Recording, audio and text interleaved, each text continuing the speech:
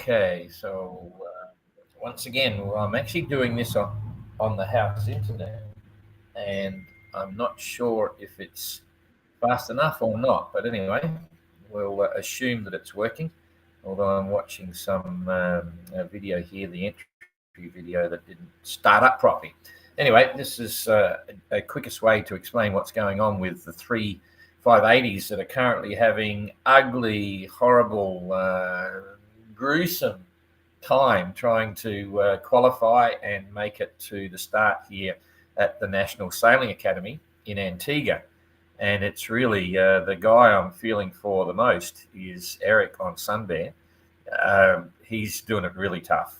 Right now, it's something like 35. It's 28, gusting 35 knots, right on the nose, and 3 meter plus seas. I'd say it'll be 3 occasional 4 meter seas, and there's nothing he can do. He's just got to keep plugging along, and he's been out there for a long time now. I think he's been out there for nearly 19 days or something like that. Anyway, and he's only 150 miles, about 150 miles away. So close, but so far it still could take him another 3 days to get here yet. But anyway, so I thought the best thing to do was give you a quick update here on the tracker, and you can play that and you'll see what's going on, but it's not a pretty sight. Anyway, I'll head straight to the tracker, and you've got it there. So now I've got it here, and here's what's going on. So this is Antigua right there. I'll start with the easiest one before I get on to the toughest. If we just pick this up to show you what's going on with Gary, I have no idea what's going on with question 2, just to fill you in. Gary Swindle from Sydney in Australia, a couple of years to build the boat. He's a professional shipwright, and beautiful boat, put it in a container. He wasn't ready to get it to Europe in time to do the Transat and so on. So to save time, he sent it direct to Antigua. It arrived a couple of weeks late. He's here with a couple of his mates, very competent builders and electricians and stuff, and riggers, blah, blah, blah. They put it together pretty quickly. First sail out of Antigua. And the idea was what he's got to do now is actually do 750 miles non-stop. And I noticed yesterday he wasn't making huge progress. It's only 50, well, it's, from there to there, it's only 57 miles. So basically, up until late last night, he'd only done 57 miles after the first day and a bit. So not making a lot of progress. I wondered why he was hiding behind the island, and I thought maybe there's something going on. Maybe he's settling in, fixing something before he takes off on the 700-mile trip. But now, I haven't spoken to him, but he's absolutely on his way back. So I'm not sure whether he's just going to come back and keep in touch until the boat settles and maybe just head north for 350 miles and then turn around and come back. No idea. So everything's well. There's no drama, but it's just very challenging. It's already the 14th. We're starting in 9 days, and he's got basically another 700 miles to go. So it's going to be interesting to hear his story later on. He's obviously in touch with the team. He doesn't have to report to us, but I'll possibly get some gossip today, and hopefully he doesn't have to come in and stop. He's able to keep going. So that's Gary's story. And if we come back here, we'll go to the next best, which is Josh on Skookum. He's actually doing pretty well. If you saw the little update I did with him the other day, we don't have the track here, but if you look at his track, he was coming up and he made a little leg out to the northeast, and I thought he needs to get going now with one leg, and he's doing really well. He is doing exactly that. He's making one leg, so he's closing in fast, and he's only got, let's just see here, he's only got 160 miles to go. It says he's only making 2.5 knots, but you've got to remember that that's based on the rum line here. This is the tracker we're looking at now is actually the first leg tracker from Antigua to Panama.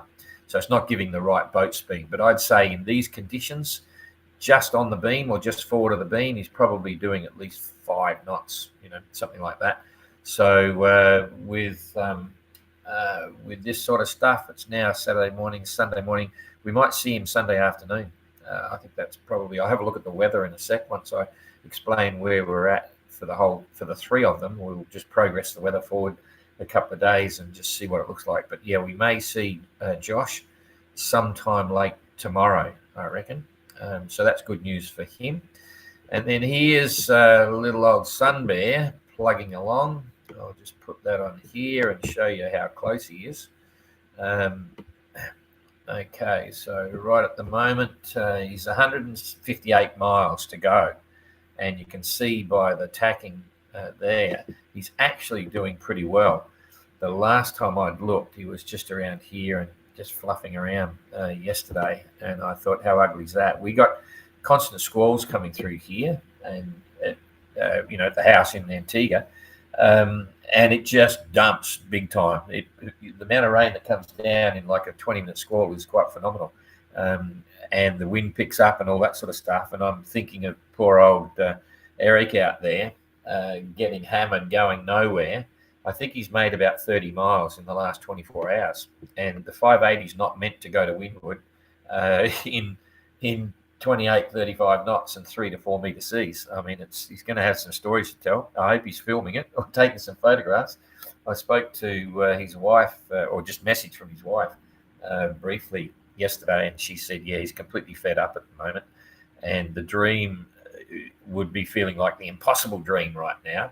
You've got to try and imagine this, but he's got nowhere else to go. I mean, it's not unsafe, but it's just ugly. He's been out there for a long time. He's so close, but so far. No point stopping anywhere. He's settled into the routine. He's a good sailor.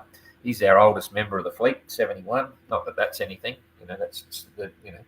71's the new 35. Everyone knows that, as I'm speaking from experience.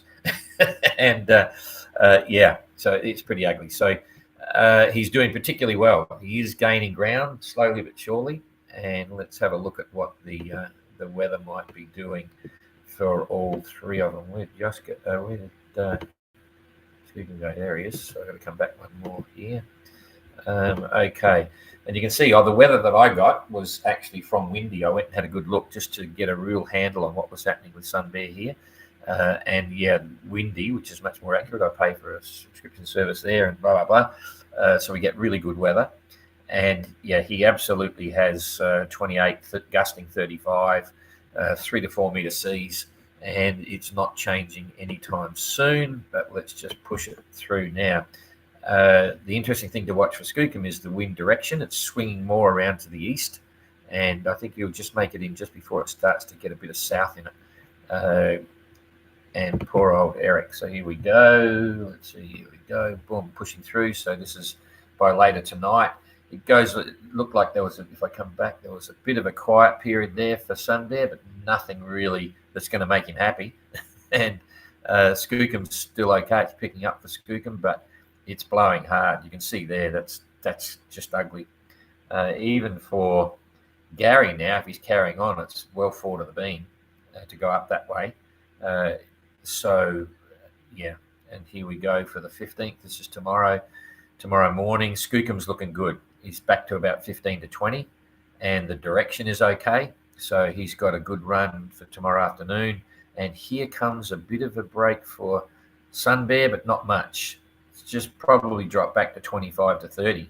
So that's not a lot to talk about. Right home to mum either. He says, I'm still out here.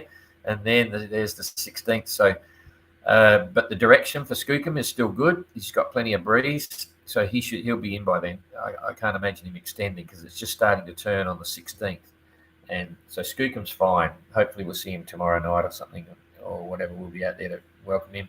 We'll find out what Gary's doing. But poor old Eric. So there's the 16th. On the second day, it's dropping off a bit. He's back to the 20s there. And he could be getting close. So we might see him would we see him on Monday? Let's hope so. That's when we're having our safety briefing, but we're not going to put that pressure on him. So step off the boat and go straight to a safety briefing, and he'll just want to sit on the dock and stare in space and stop moving around and bouncing and pounding and all that sort of stuff. So I reckon we might see him on the 17th. We'll have to wait and see. Anyway, I thought that was a quick update, and then, of course, it all dies off and swings around a bit for him on the 17th. So by the 17th, pushing through the 18th, not too bad.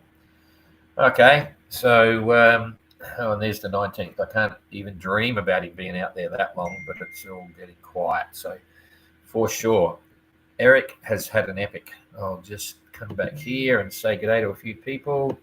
If there's anyone there. Yep, good day, Rex. Oh, hang on. I'll go up to the top. Oh, Jane's there. Oh, it's Valentine's Day. Happy Valentine, Jane. Yeah, John, Rex, Ginger, good day. It's okay. Can see you. Good. I flew down to Melbourne to look at a boat Eric was selling a few years ago. He's a top bloke and an excellent sailor. I've never met him. We've had a couple of chats, and we're looking forward to him getting here just as much as he is. So that's cool. All right, that was just a bit of a quick one. And we've got an informal debrief tomorrow for all the Transat entrants, just talking about experiences on their boat for everyone to hear. You know, they're all talking between themselves and they're all passing on what's happening, but it's good to do it in a group environment. So we've got that on tomorrow morning at 9:30, and then I've got to do there's a whole pile of podcasts. I find it really hard to share podcasts when I talk for an hour because it's like as if it just seems very vain. But anyway, I did a great conversation with the guys at 59 North. Good talking about life and philosophy and why we do what we do. I might share that later on. And I've had an invite back for the boys at Bar Karate. Now, if you've never heard Bar Karate, it's a bunch of crazy Aussies that just do nutty things, but they're really quite fun. And when you do a podcast, you absolutely give out what you get back. And even when I listened to the conversation I had with 59 North and the boys there, Andy, it's funny how your tone and your character changes. You know, I let rip with a few things there. I did the swearing and stuff, you know, because that's just the nature of the guy you're talking to. And Andy is a great guy, very interesting. So I might share that later on. And talking to Bar Karate, you do nothing but laugh. They're a bunch of crazies, good fun. And they follow what we do because I'm from Adelaide as well. And Nick Bice is coming across to Antigua for the Caribbean 600. Nick's a bunch of amazing sailors, actually. They're very qualified sailors in their own right. So, and they interview random, strange sailors and bits and pieces. So that's coming up, and I'll probably share that because it's so much fun. They're involved with Radix Food as well. A few people talk about that. It's a food thing. But anyway, enough of that. It's starting to sound like a commercial. Someone else here, John Pinto. What does the weather look like for the start? Haven't looked. Still a bit too early to say, but it'll be blowing probably from the probably from the east or southeast or northeast. I would say they're gonna have a quick ride. And the bad news is that looks like I haven't done the calculations right because I found out we're arriving in Panama on the 6th, in the afternoon of the 6th.